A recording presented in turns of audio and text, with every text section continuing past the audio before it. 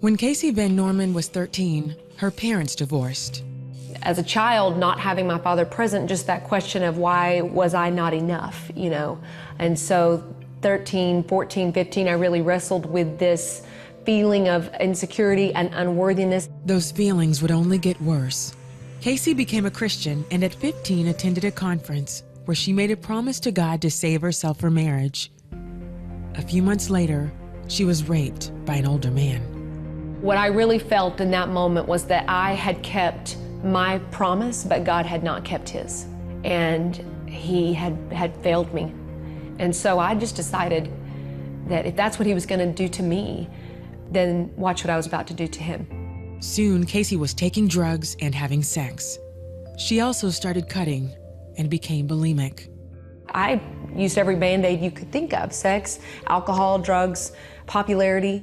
After years of struggling, Casey recommitted her life to Christ and started turning her life around. She met and married Justin and had 2 children, but she hadn't learned to accept God's gift of love. I wanted to work for him. I wanted to earn that love. As long as I could stay busy in the things of God, everybody would think that I was of God. As much as she tried, she couldn't get rid of the feelings of insecurity and unworthiness, and soon returned to old habits. During the day, I would live this, what looked to be this very righteous, moral life.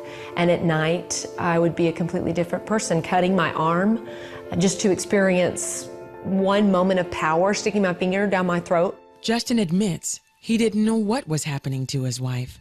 I was busy providing for our family, trying to earn a good living. We were teaching Sunday school and doing things of the church. I basically stopped being romantic with Casey. I stopped taking her out on dates.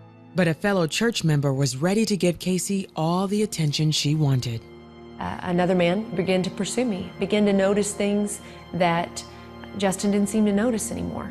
And I responded. It was the beginning of a 3-year-long affair. Eventually, Justin uncovered it while going through some phone records.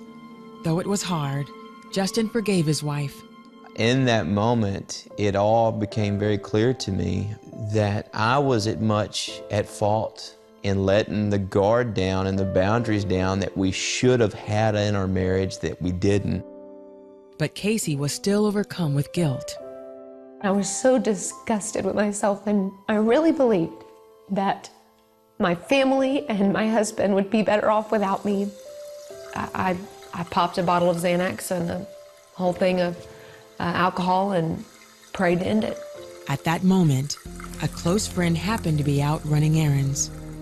He put it on my friend's heart to specifically and urgently get to Casey Van Norman's house. The house was not locked, and I was there. I was passed out, and I know that if I'd stayed in that way for any amount longer, my heart would have stopped. God used her as a vessel to save my life. As she recovered physically and emotionally, Justin was there by her side. Casey says his response helped her to finally understand God's love. I'd been a Christian all this time, and I didn't fully grasp grace. And for him to look at me and say, Casey, I don't know how to not love you. This was the Spirit of God in him offering me forgiveness and grace so that I would experience grace. And now I get to go and tell everyone this story that God is saying these words to you, which is, I don't know how to not love you. Casey says she stopped cutting and was also freed from her struggle with bulimia. She and Justin then began restoring their marriage. We began to weed out certain relationships, place higher boundaries in our marriage, and then communicate. We share our hearts with one another like we've never have before. Intimacy is way stronger now than it ever was. When you look at a marriage, it's the one thing on planet Earth that God has given us to look at and say, this is how I love my church. Casey and Justin now work at a ranch in Texas that houses women who have been saved from sex trafficking. Casey is also a published author and a featured speaker at women's conferences. She shares her story so that others might experience the gift of God's love. He is in control of every moment. He is the author of our life. And when you begin to experience Him on that level, everything changes. It is so empowering. It sets us free to truly live.